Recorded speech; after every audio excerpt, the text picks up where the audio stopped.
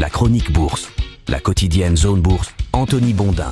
Bonjour à toutes et à tous et bienvenue dans cette chronique Zone Bourse du jeudi 27 juin 2024. Elle est titrée ce matin « Toujours les mêmes qui gagnent ». L'Europe continue à broyer du noir pendant que Wall Street fait de la résistance. Ça, c'est pour l'enseignement de la journée d'hier en bourse. Mais côté ambiance, on sent bien que l'atmosphère est en train de s'alourdir à mesure qu'approche le premier tour des élections législatives en France pour dimanche. La bourse de Paris n'est pas revenue tester ses plus bas de 5 mois pour autant. Il date du 14 juin dernier, je vous le rappelle. Mais elle a quand même perdu du terrain pour la troisième fois en 4 séances. À Berlin, à Zurich, à Londres, à Milan, à Madrid, à Bruxelles, c'est la même chose. Toutes ces places ont clôturé sur des baisses plus ou moins prononcée hier. Du côté des États-Unis, la séance boursière était un petit peu curieuse. Elle aurait dû se terminer en baisse, mais un gros sursaut de l'action Nvidia dans les 10 dernières minutes de cotation a permis au S&P 500 et au Nasdaq 100 de se hisser dans le vert. Pour autant, le dossier Nvidia n'a gagné que 0,25% à la cloche, mais cela a suffi à parachever le travail des autres géants de la technologie lors de la séance, notamment celui d'Amazon, qui est devenu officiellement la 5e valeur de l'histoire de Wall Street à passer la marque des 2000 milliards de dollars de capitalisation. Ça, c'est grâce à un bond de 3,9% hier.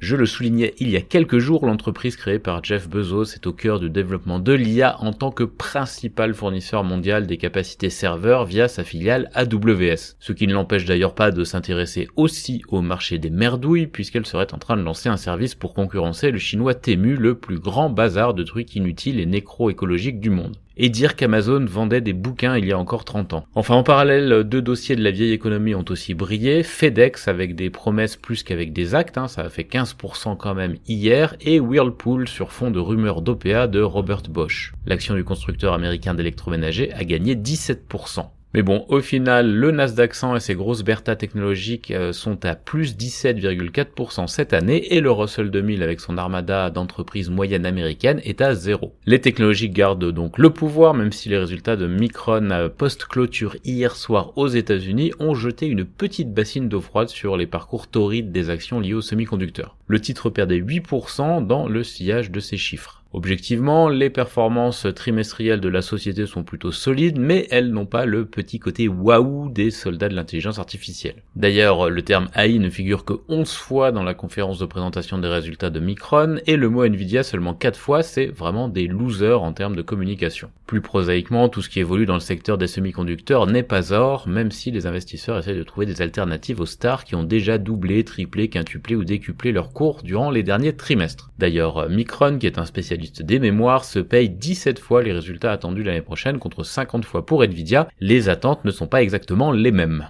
Ailleurs dans le monde, le yen reste sous pression et entretient le drama d'une intervention de la Banque du Japon. Côté statistiques américaines dévoilées hier, elles n'ont pas intéressé grand monde. Celles d'aujourd'hui pourraient être un petit peu plus suivies, en particulier les commandes de biens durables. Il y aura aussi la 3e estimation du PIB américain, mais qui en revanche ne devrait pas passionner les foules puisqu'elle porte sur une période qui est achevée maintenant depuis près de 3 mois et dont la dynamique est déjà largement connue. Je vous rappelle que c'est toujours le chiffre de l'inflation PCE du mois de mai qui sera présenté vendredi que tout le monde attend. La hausse de l'indice sous-jacent, qu'on appelle le Core Index, devrait se limiter à 0,1% entre avril et mai selon le sondage médian des attentes des économistes. Il est évident qu'un tel résultat rassurerait sur la proximité d'une baisse de taux de la Fed. Un niveau inférieur, un 0 pointé par exemple, pourrait même déclencher une petite fiesta. Le sens des données publiées aux États-Unis rend la probabilité d'une bonne surprise supérieure à celle d'une mauvaise surprise à ce stade concernant cette statistique publiée donc vendredi à 14h30. Du côté de la Chine, les autorités continuent à mettre la pression sur les régions et les villes pour qu'elles soutiennent l'achat immobilier en réduisant notamment les exigences d'apport des emprunteurs et ça a l'air de fonctionner assez bien pour aider les prix à cesser leur glissade. Mais en revanche, ça ne fait ni chaud ni froid à la bourse pour le moment. Hong Kong chute d'ailleurs de plus de 2% ce matin après des chiffres de bénéfices industriels inférieurs aux attentes pour le mois de mai et aussi à cause du reflux des valeurs technologiques dans le sillage des résultats de Micron.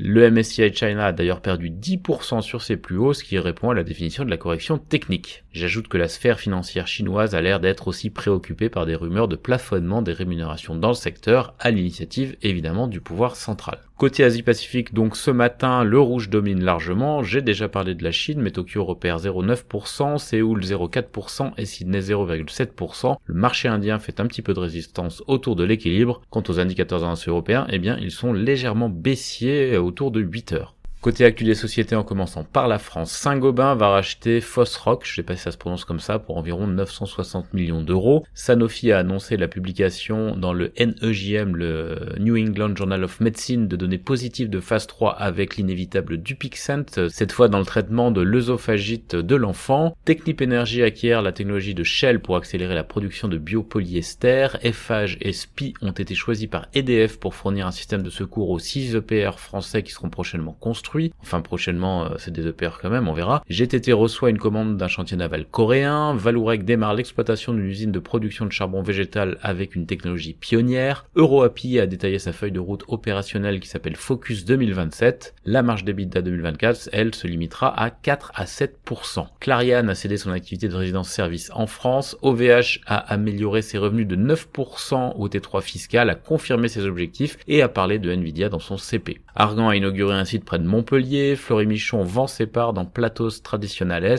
Talan a déposé son OPA simplifié à 3,12 € par action Micropole. Et Carbios discute avec Zinc Group en vue d'un partenariat visant à installer des capacités industrielles de biorecyclage du PET en Chine. WeAccess a levé 0,6 millions d'euros par augmentation de capital. Forcy Power va équiper plus de 1000 bus rétrofités par Wrightbus. Et Monaki a créé Cell Tolerance, une société qui est dédiée au développement d'un programme exclusif de détection et de traitement des intolérances alimentaires. Sur l'agenda des publications du jour, on a Signo Giro et Figeac Aéro. Ailleurs dans le monde, Novo Nordisk rate parfois des choses aussi, une dépréciation de 764 millions d'euros après l'échec d'un traitement dans l'hypertension. Suzano renonce à racheter International Paper.